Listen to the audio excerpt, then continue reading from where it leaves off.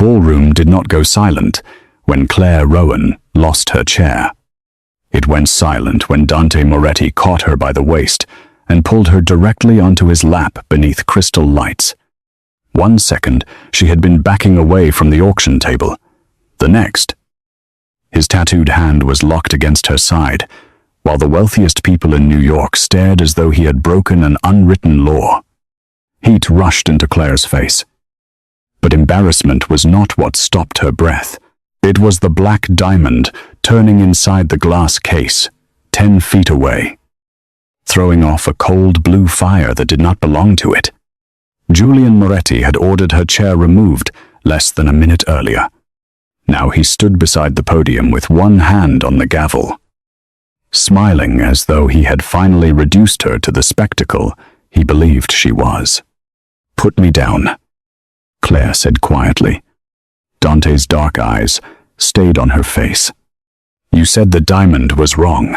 The entire ballroom seemed to wait for her to blush. "Apologize. Or disappear." Claire looked at the hand holding her steady, then back at him. "I will explain the theft, Mr. Moretti, but not while I'm sitting on your lap." Dante smiled. It was not warm, but it changed the balance of the room. He rose with Claire in his arms, set her carefully on her feet, and asked whether her ankle could hold. When she nodded, he ordered a chair brought beside his own.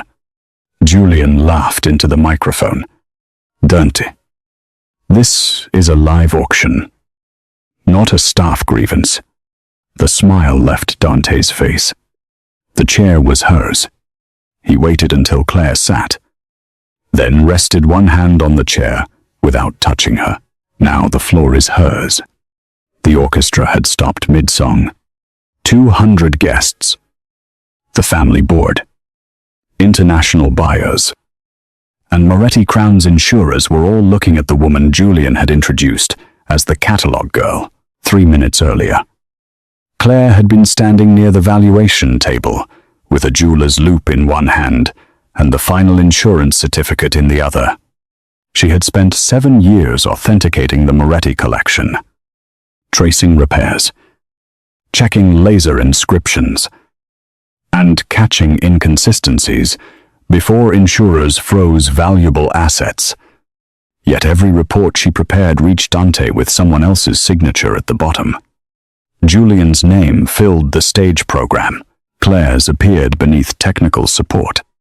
She had learned that the better she made the system work, the more invisible she became. Tonight, however, invisibility had become dangerous. The Moretti Black Diamond had left the vault at 8:40, passed through Julian's courier team, and entered the display case at 9:22. 4 minutes later, Claire saw an inscription that should not have existed. She crossed the ballroom and asked for the auction to be paused. Julian blocked her before she reached Dante. Claire told him the stone in the case was not the Moretti diamond. His smile tightened. "You are here to confirm the catalog, not embarrass this family." She explained that the inscription belonged to another stone, one she had examined 6 months earlier for Julian's trust. He leaned closer. "The catalog girl does not speak during a live auction." Then he glanced at an event worker, and the chair behind Claire disappeared. A server turned with a tray. Claire stepped back, found empty air, and fell toward the one man Julian had assumed would be too proud to catch her. Now Claire asked for the display camera to be aimed at the diamond. Julian objected. Dante said one word: "Turn it." The image filled every screen. Claire pointed to a microscopic sequence near the lower edge. That inscription identifies a stone registered to the Belladonna Private Trust. It was appraised at $48 million less than the Moretti diamond, and documented with a fracture along its western pavilion. She rotated the image, The fracture appeared exactly where she said it would. One insurance representative leaned forward. Julian's hand tightened around the gavel. The stone was reset recently. Claire continued. The tool marks on the prongs are fresh, and the solder beneath the mount does not match the restoration record. Whoever replaced it had access to the vault, the courier schedule, and the gap after final inspection. Dante looked at Julian. How many people had that access? Julian answered too quickly. Enough to make her accusation meaningless. Claire met his eyes. 4 had vault access. 2 had courier authority. Only 1 had both. Dante asked whether she could prove who moved the stone. Claire did not exaggerate. I can prove the diamond in that case came from a trust controlled by Julian. I can prove it was reset after final inspection. And I can prove the replacement was timed to destroy the auction insurance after midnight. A board member rose. If the sale collapsed after midnight, lenders could freeze the hotel acquisition, closing at dawn. And the council could remove Dante from control. Julian lifted the microphone. Ask her how she knew what was inside the vault before the case was opened. The accusation landed exactly where he intended. Heads turned toward Claire. The insurance representative stopped writing. A guard near the door shifted his stance. Julian stepped away from the podium as suspicion moved through the room. She identified a private inscription through sealed glass in seconds. She knew the courier schedule. She knew the insurance deadline. Now she wants us to believe the stone belongs to me. Dante did not look at Julian. He looked at Claire. And for the first time since catching her, the question in his eyes was not whether she was competent. It was whether she was the thief. Claire rose from the chair he had given her. I knew what was inside the vault, because I wrote the provenance file your people signed their names to. I knew the courier schedule because I built the chain of custody procedure Julian overrode this morning. And I recognized the inscription because I was the appraiser who warned him never to use that stone as collateral. Julian's expression changed by less than an inch. But Claire saw it. So did Dante. Then, the lights inside the display case went out. Smoked security glass sealed over the diamond. The ballroom doors locked, and a message appeared across the auction screens. Vault transfer authorized. A countdown started at 59 minutes and 59 seconds. Claire turned toward Dante. If that transfer completes, the real diamond leaves this building. The auction fails, and by midnight, your cousin owns the vote that removes you. Dante moved first, but Claire caught his wrist before he reached the sealed case. Do not break the glass. His gaze dropped to her hand, then lifted to her face. Claire held on because one wrong move could destroy the only proof that mattered. The case is tied to the transfer protocol, she said. Force it open, and the system will record an emergency extraction. Julian will claim the stone was compromised after I accused him. Dante glanced at the countdown. 58 minutes remained. Guests argued with locked doors. Buyers demanded explanations, and the insurer called for the auction to be suspended. Julian stepped to the microphone and announced that a security breach had been triggered by an unauthorized inspection request under Claire's credentials. Claire did not deny the request. She had submitted it when she recognized the inscription because custody rules required the stone to be isolated. Julian had attached his transfer order to her inspection, making her caution appear to cause the removal. Dante asked what the countdown controlled. Claire explained that the diamond would be lowered into the sub-level vault, then released to a courier registered in the system.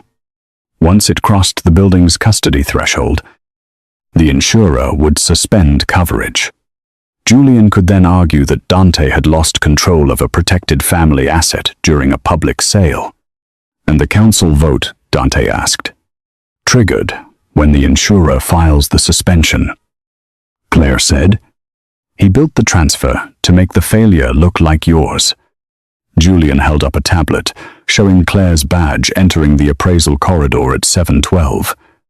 Claire had gone there to collect the final certificate, but the image showed only a door opening under her credentials. Not who walked through it. My badge was checked out for garment security when I changed for the gala, she said. Julian's expression remained calm. Convenient.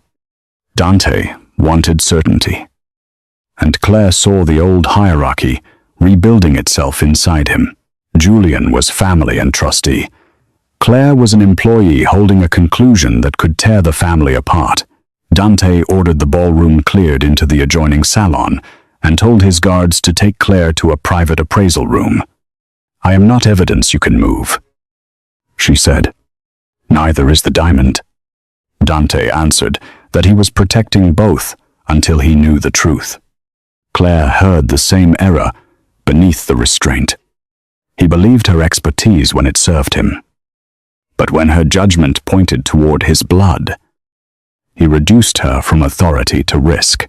You trusted my eyes until they looked at a Moretti. Dante's jaw tightened. I trust facts. Claire stepped closer. Then, stop treating my profession like a fact. You can switch off when it becomes inconvenient. The countdown reached 54 minutes. Dante instructed security to escort Claire without touching her and ordered Julian to remain in the ballroom. Claire went because arguing would waste time. In the appraisal room, she found the final provenance binder, open to a page she had never signed. Her name appeared beneath a statement certifying that the Moretti Black Diamond had been removed from its historic mount for emergency cleaning 2 days earlier. The signature looked close enough to fool a hurried observer. But the pressure pattern was wrong. Julian had prepared a paper trail suggesting she had lawful access to remove the stone.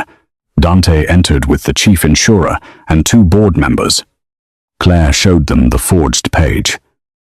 But it only explained how Julian planned to blame her. The diamond itself remained the proof of whose asset had been substituted.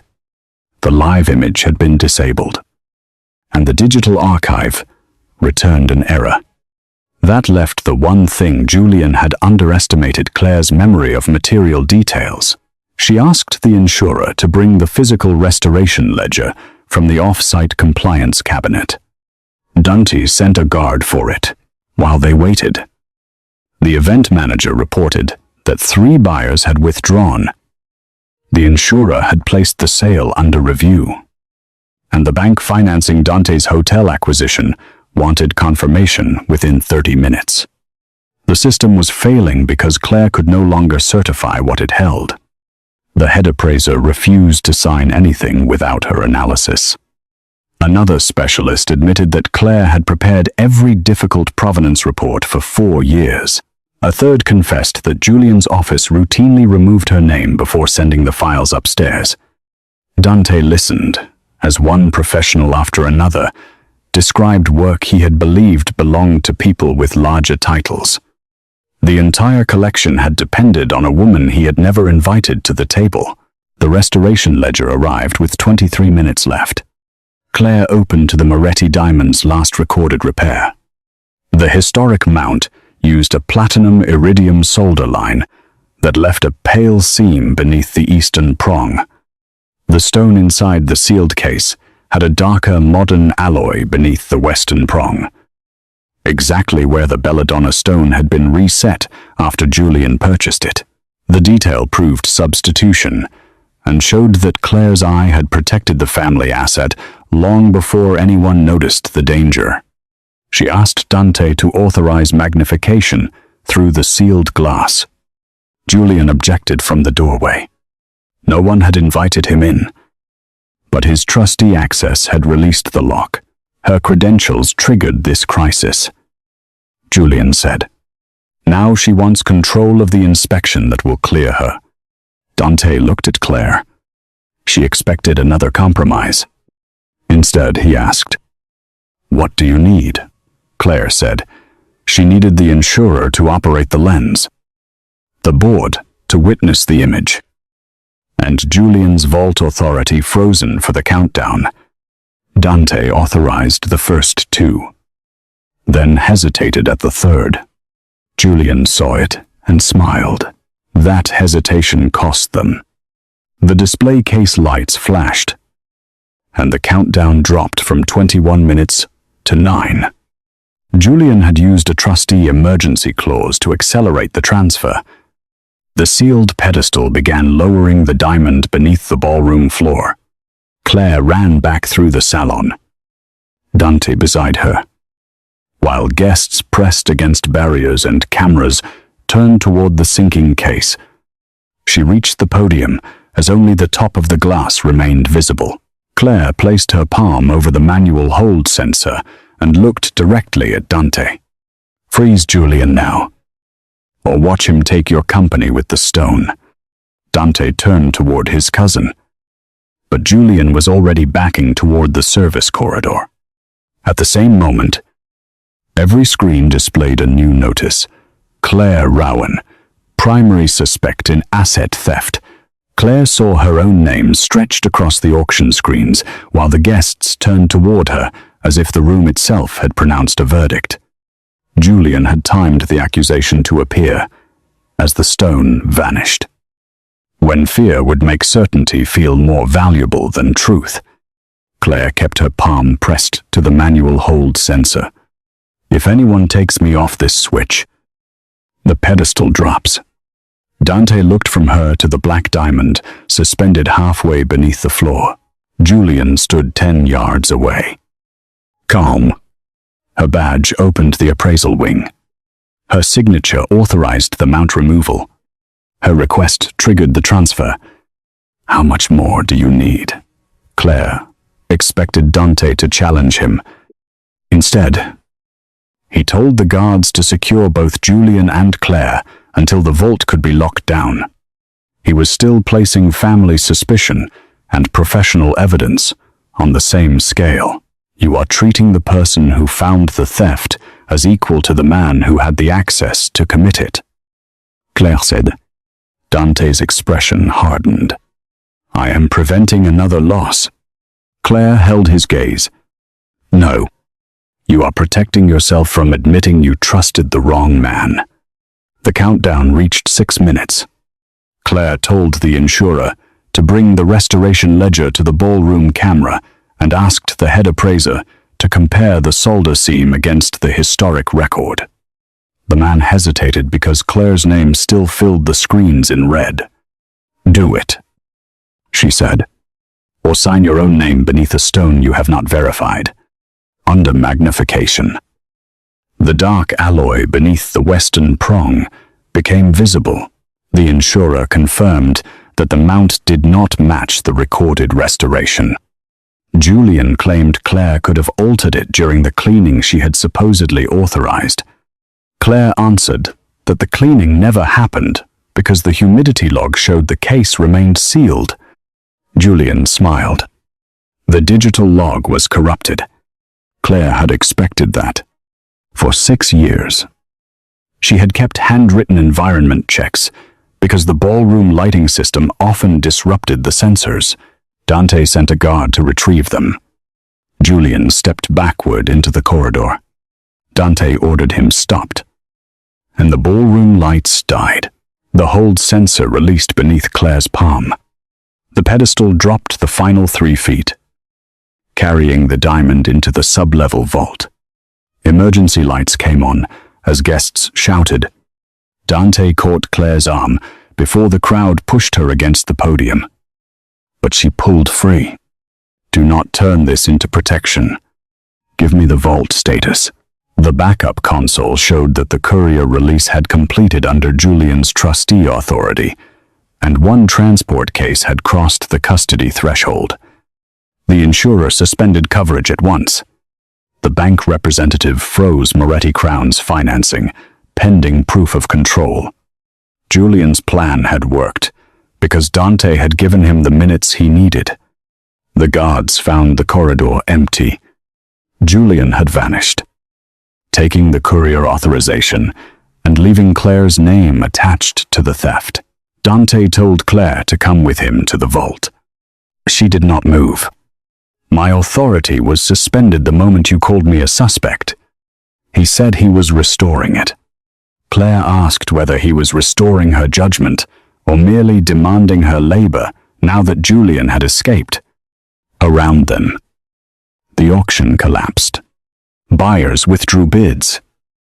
Insurers requested custody records, and the board asked who could certify the remaining collection.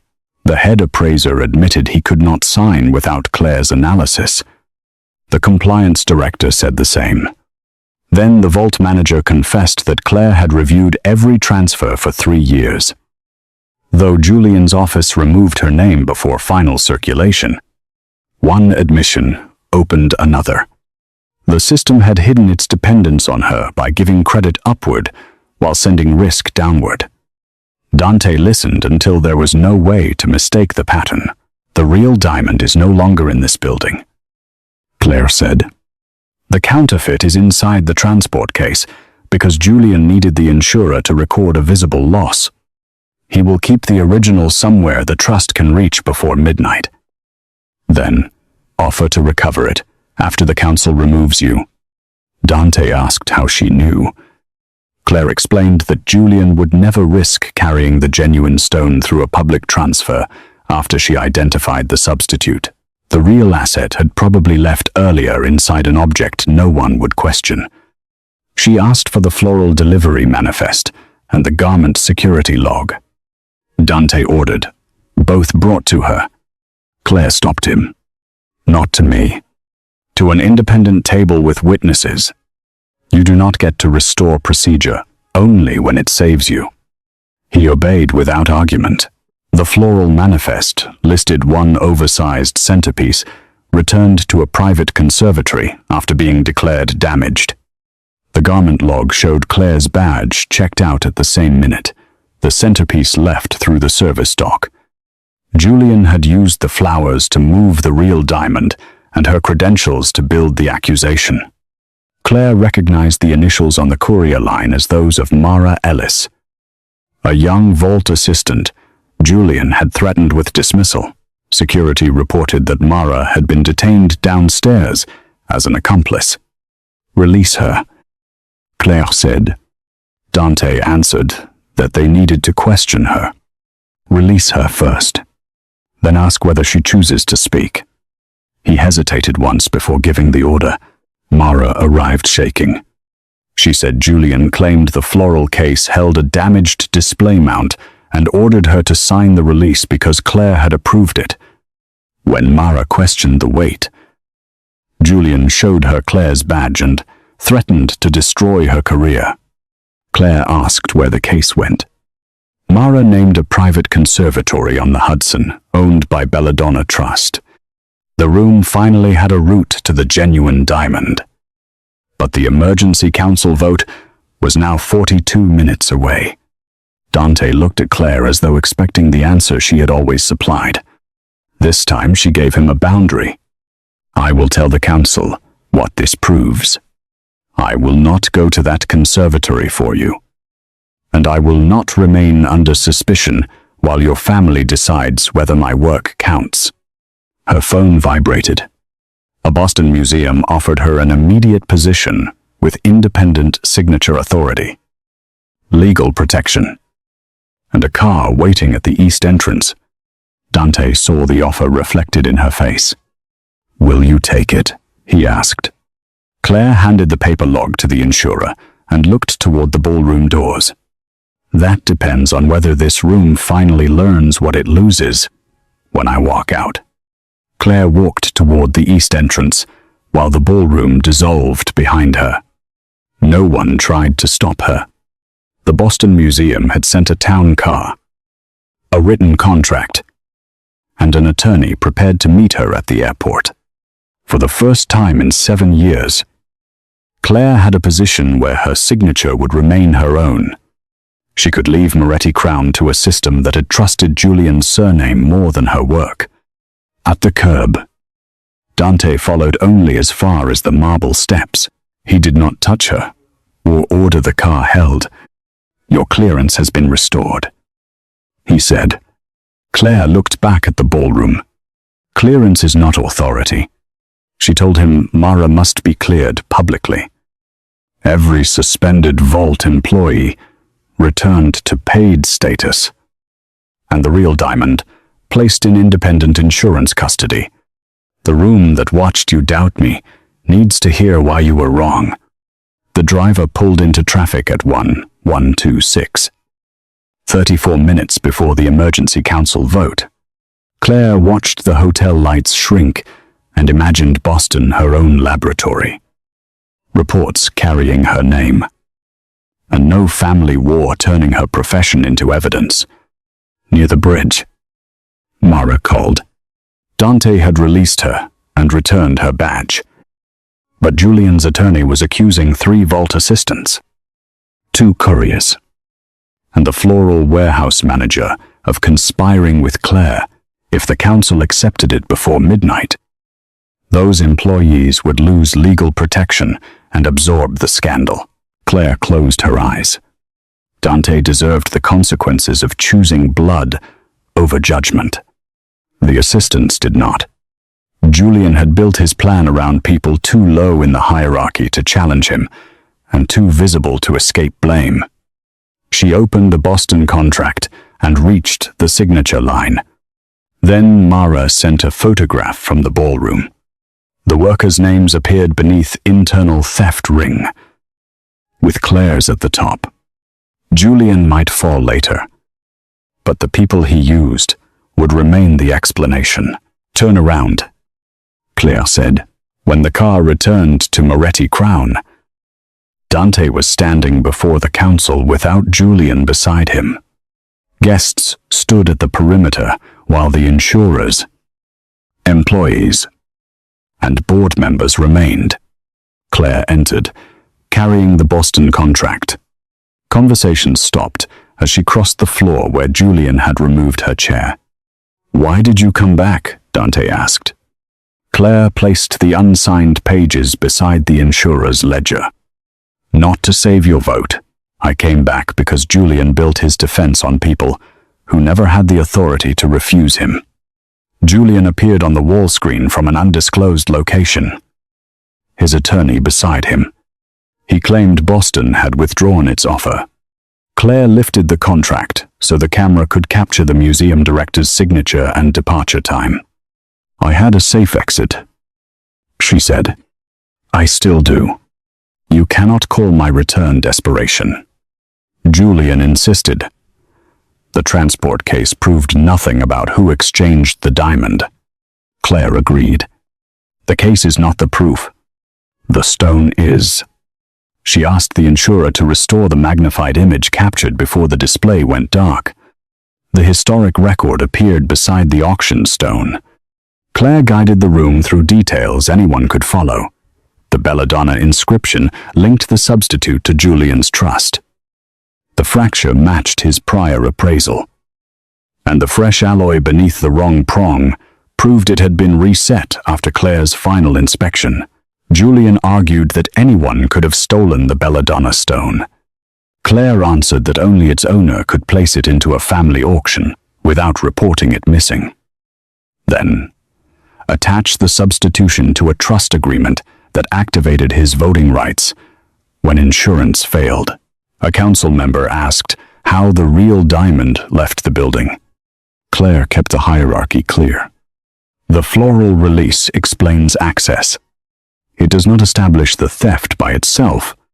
The substituted stone establishes intent because Julian supplied the asset used to trigger the insurance collapse. His authority over vault transfers and couriers let him move the genuine diamond before the gala. Then place his lower value stone under Claire's borrowed badge. The plan depended on discovery after midnight. Claire found it early. Forcing Julian to accelerate and expose the structure, He expected no employee to question. Julian's attorney tried to interrupt. Dante said, "No one interrupts her again." Then he sat down. He did not summarize Claire's logic or turn her conclusion into his command. He simply made the room listen. Claire asked Mara, and the employees Julian had blamed to stand. Each described one instruction and one threat. Their accounts did not compete with the diamond. They showed how Julian's access path moved it. Claire faced the council. "You did not miss this because Julian was brilliant. You missed it because your system taught you that expertise could be separated from authority."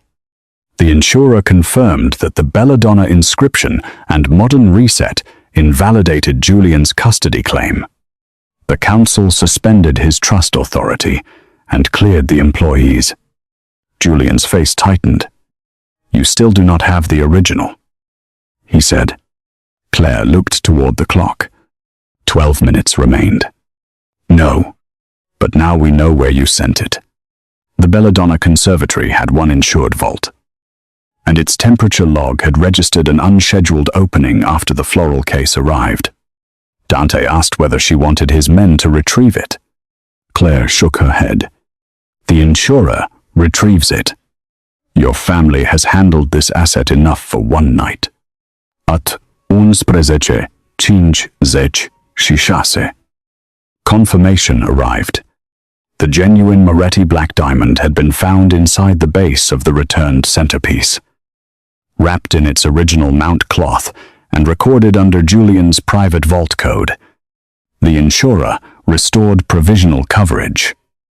The bank withdrew its freeze, and the emergency succession clause failed before midnight. No one applauded. The silence was heavier because everyone understood the truth had not come from Dante's power. It had come from the woman they had refused to seat. Dante faced the room. "I believed Claire when her expertise protected my assets. I doubted her when that expertise threatened my family.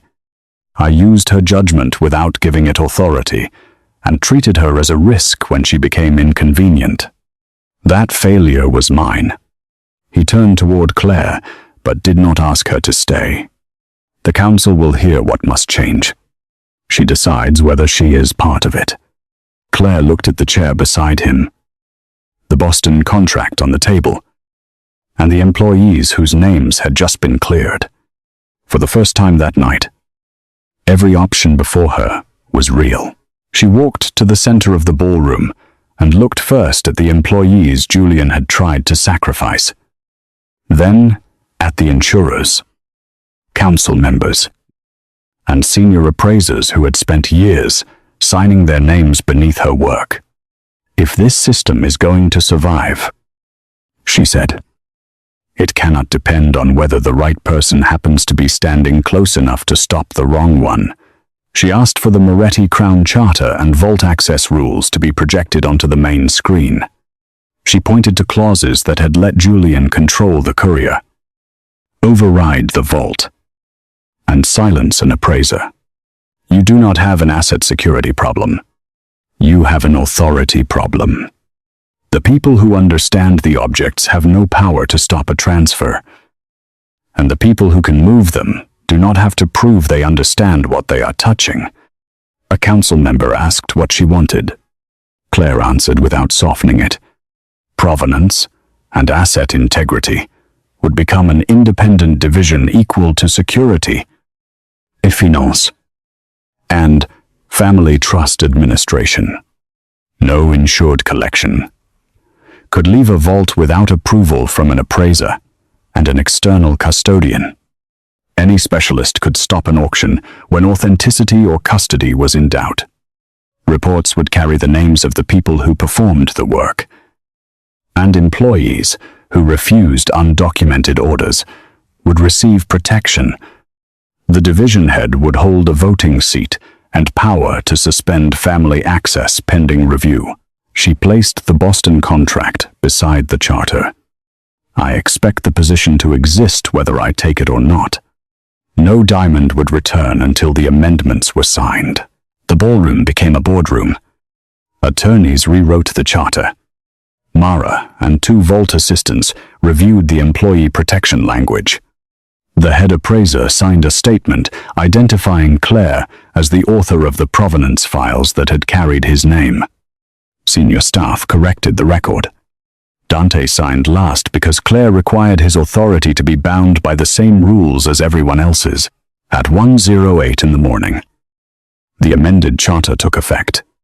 Council offered Claire the title of Chief Provenance and Asset Integrity Officer, with vault authority, auction veto, control over specialist hiring, direct reporting to the board, and a protected equity share in Moretti Crown's holdings.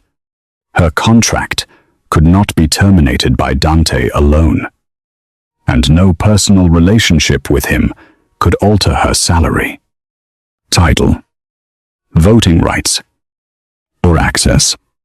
Claire read it before signing. Then added one clause: she retained the right to leave with 30 days' notice and no surveillance. Retaliation or interference. Dante signed beneath it without negotiation. The genuine diamond returned under independent escort. Claire confirmed its historic seam, inscription, and documented internal inclusion before authorizing its return to the vault. Her name appeared alone beneath the certification. For the first time, no executive signature covered it. Julian's access was permanently revoked. His trust authority dissolved, and the evidence transferred to outside counsel and the insurer's fraud division. Dante did not turn consequence into spectacle. Julian lost the systems he had manipulated, the authority he expected to inherit, and the ability to hide behind lower-ranking employees. The workers he accused received written exoneration and compensation. Mara joined Claire's custody team with authority to reject incomplete transfers. Bedafen. The guests were gone. Dante carried the chair Julian had ordered, removed back to the council table, and placed it on the right side of his former position. He did not pull it out for Claire or tell her where to sit. "Is this seat acceptable?" Claire touched the back.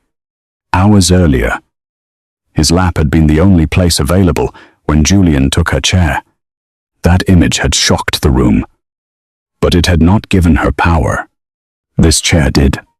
It existed in the charter, in the vote, and in her right to leave it empty. "The seat is," she said. "You still have work to do." "I know."